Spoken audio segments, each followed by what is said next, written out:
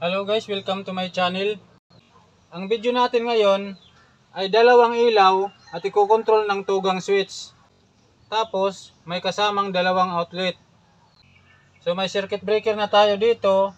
May supply na rin tayo, nakakonik na yan sa load side ng circuit breaker. Itong itim, ito ang line 1 natin. Itong blue, ito ang line 2. Line to line connection ang supply natin. So dito tayo unang mag-splice. Ang line 2, dito natin yan i-connect sa line 2 papunta sa ilaw, tapos line 2 papunta sa outlet. So dito yan. Magkasama ang tatlong line 2 na ito.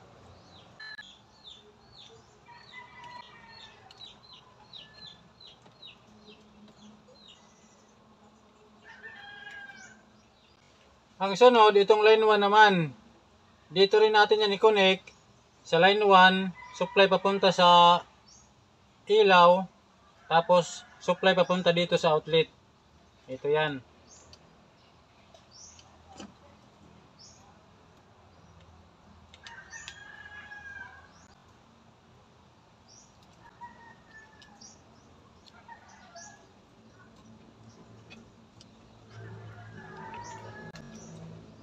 So nakakonek na yung junction box natin dito. Doon ilaw, dito outlet. So unahin natin ang ilaw. Itong itim line 1. Itong blue line 2. Ito na ngayon ang supply natin dito. Ang line 2, i-connect natin sa line 2 ng dalawang ilaw. Ito at saka ito.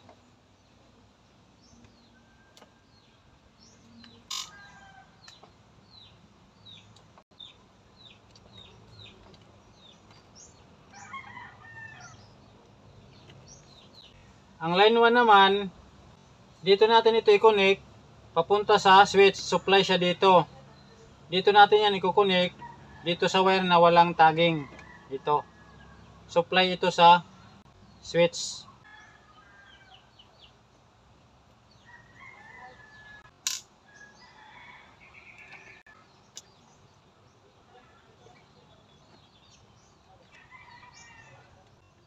Tapos ito namang dulo ng supply natin, sa switch na natin ito i-connect.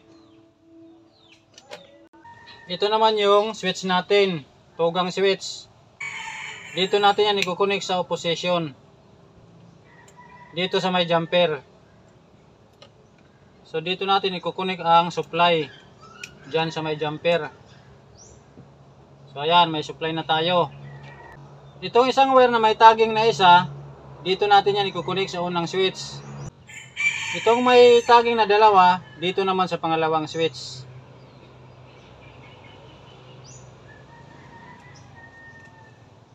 Ayan. Itong pangalawa, itong may dalawang tagging dito sa pangalawang switch. Ayan. Ang dulo naman itong dalawang wire, itong dalawang return, ito yan. Yung may tagging na isa at yung may tagging na dalawa. Yung may tagging na isa, dito natin i-connect sa unang receptacle. Ito yan.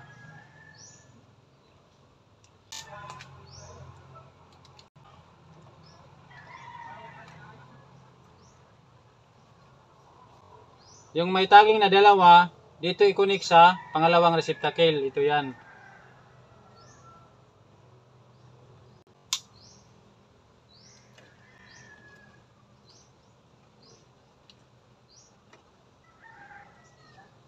Ayan. Tapos, receptacle naman ang ilagay natin. Ang line 1 na dumaan dito sa switch, dito yan sa gilid. Ang line 2, direct sa circuit breaker, doon yan sa gitna. So ang line 2, dito yan.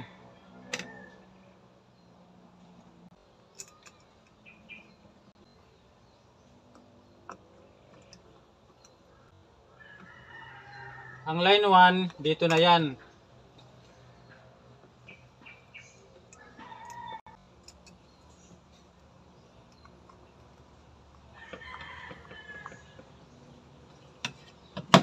So may receptacle na tayo dito sa una.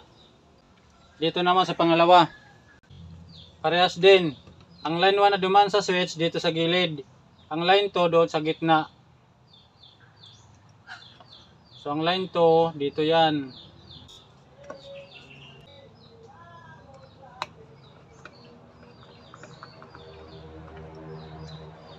Ang line 1 dito na yan.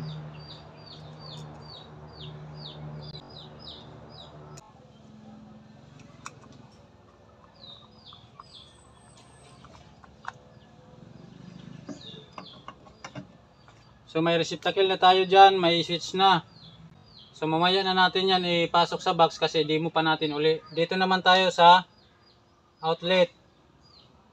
So galing dito, ito na ang supply natin dito. Line 1 ang itim, line 2 ang blue.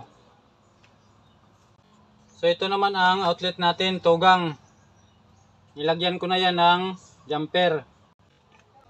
So itong line 1, dito natin yan i-connect. Yan. Ang line 2, dito yan.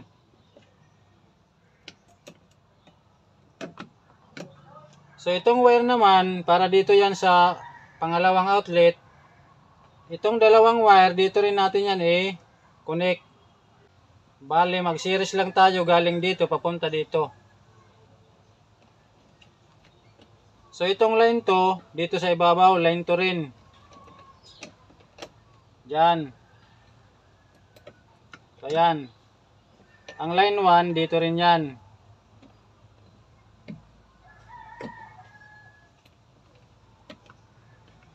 So ayan. Dito ang supply. Dito naman ang papunta sa kabilang outlet. So dito naman tayo maglagay ng outlet. Ito yung outlet natin, tugang din. At may jumper na yan. So itong dalawang wire dito, dito na natin yan i-connect. Ang line 2 dito. Ang line 1 dito naman.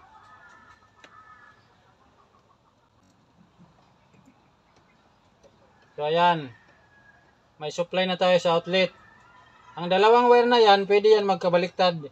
Kahit saan dyan mailagay sa dalawang terminal. Dito or dito.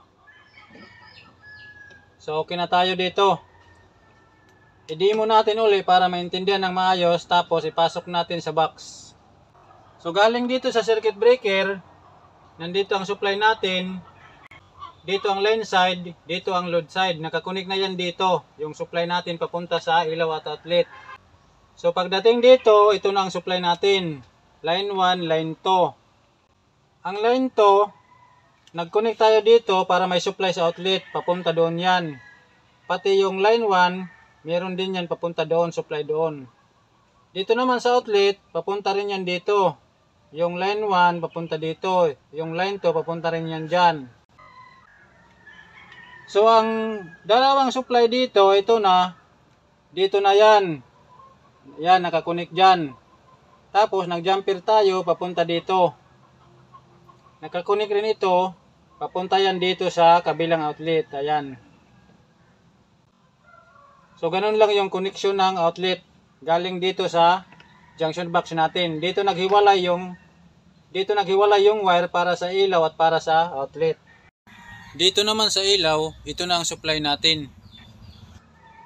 Line 2, line 1. Ang line 2 pumasok sa dalawang receptacle. Ayan. Tapos ang line 1, pumasok yan dito sa switch supply. Ito yan, yung nakakunik sa jumper. Tapos paglabas dito sa return ng switch, itong dalawang wire, may tagging na isa at may tagging na dalawa. Ito ang dalawang wire na yan, ito yan. Ang may tagging na isa, pumasok dito sa unang receptacle. Yung may tagging na dalawa, pumasok sa pangalawang receptacle. So takpan natin ito tapos i-test natin. So ang wire natin dito, dahil ilaw ito, number 14 ito lahat. So ang breaker 20 amperes. So takpan natin ito, ipasok sa box tapos i-test natin.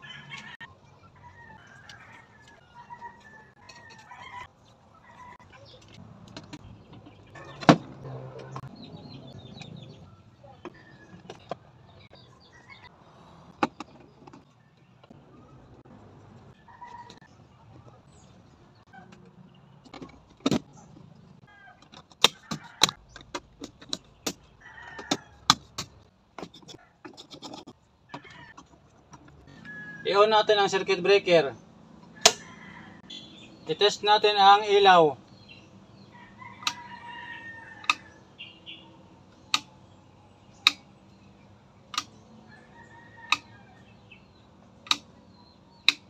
Test natin ang outlet.